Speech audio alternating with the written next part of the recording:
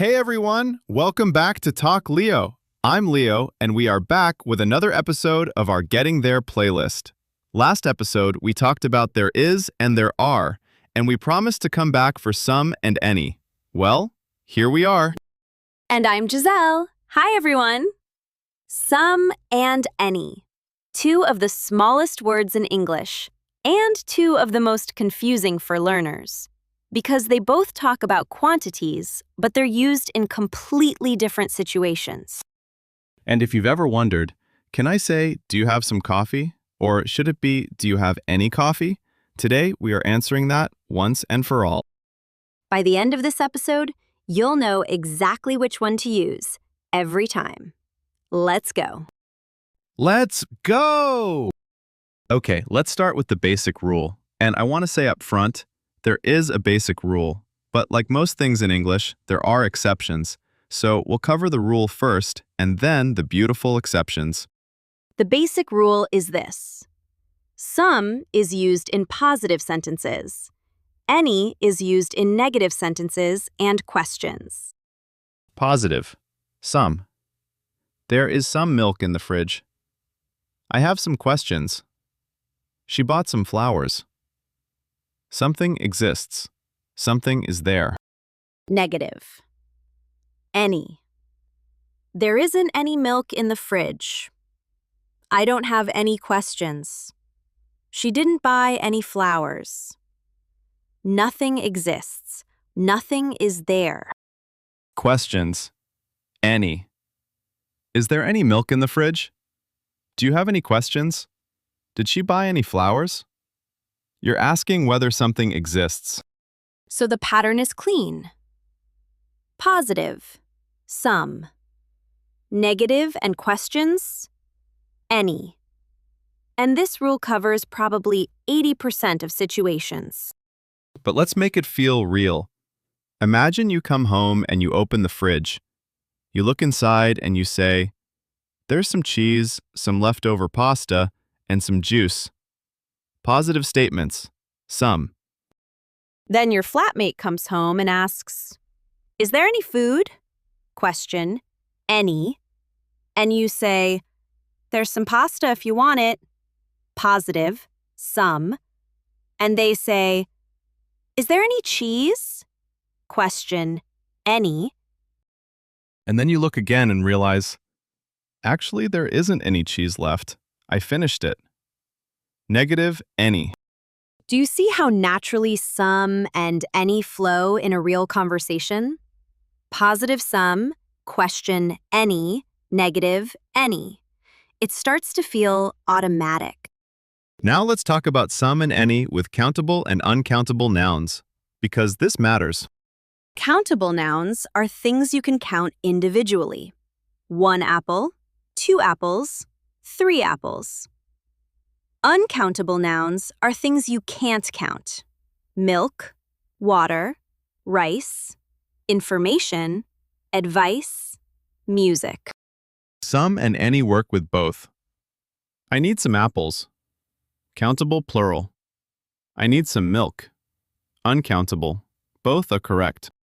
And in questions, do you have any apples? Countable plural. Do you have any milk? Uncountable. Both use any. The important thing is, with uncountable nouns, you never add a number or an S. You'd never say some milks or any waters, just some milk and any water. And some with countable nouns is always plural. Some apples, some ideas, some people. Never some apple in the sense of an indefinite quantity. For singular countable nouns, you use a or an apple, an idea. Right, I have an apple. One specific apple. I have some apples. An unspecified number of apples. More than one, but we're not saying how many. Okay, now the exceptions. And these are important because they come up constantly in natural conversation. Exception number 1. Using some in questions. Even though the basic rule says questions use any, There are situations where some in a question sounds much more natural. Specifically, when you're offering something. Would you like some coffee? Can I get you some water? Do you want some help?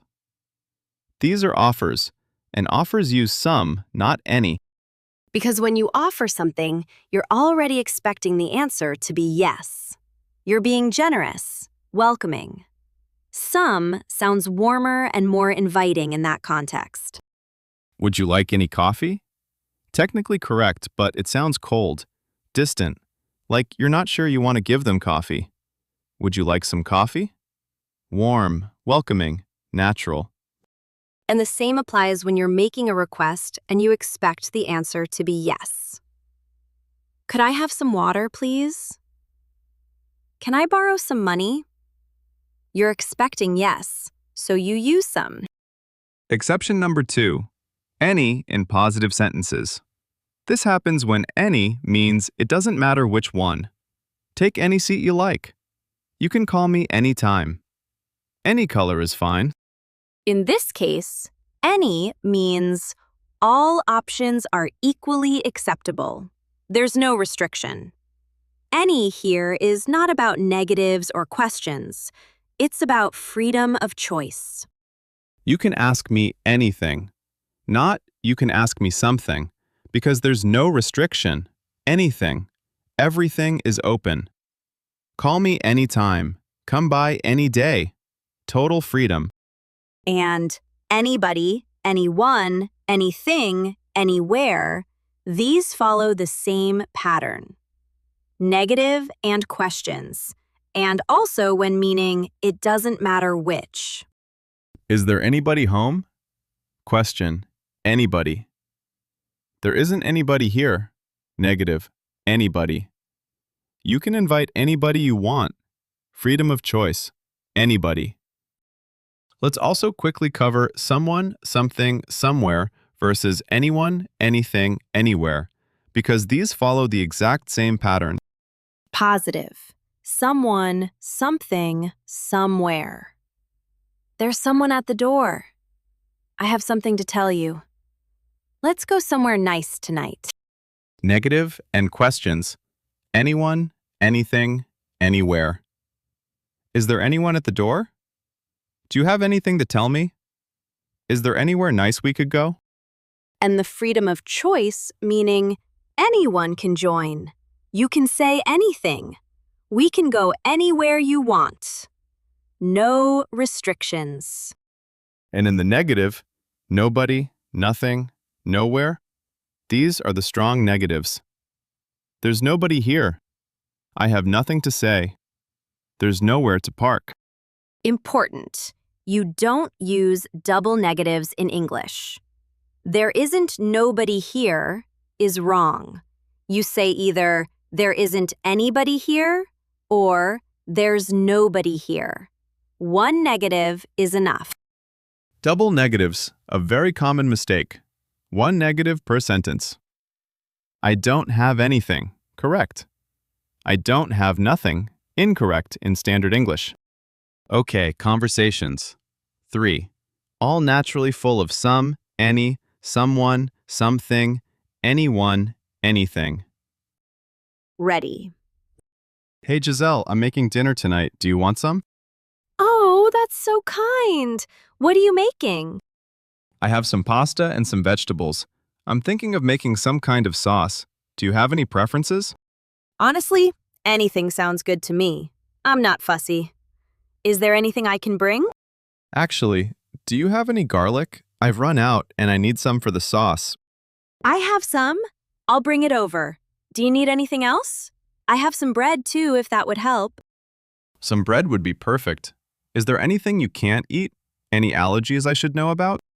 No, nothing. I eat everything. I'll be there at 7. Is that okay? Perfect. See you then.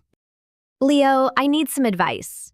I have something on my mind and I'm not sure what to do. Of course. What's going on? Is there something wrong? There's someone at work, a colleague, who keeps taking credit for my ideas in meetings. I don't want to cause any drama, but it's really bothering me. That's a difficult situation. Have you said anything to them directly? No, not yet. I haven't found the right moment. And I'm not sure there's anything I can say without it becoming awkward. There's always something you can say. You don't have to make any accusations. Just be clear and calm. Something like, I noticed that some of the ideas I shared with you came up in the meeting. I'd appreciate being included in that conversation.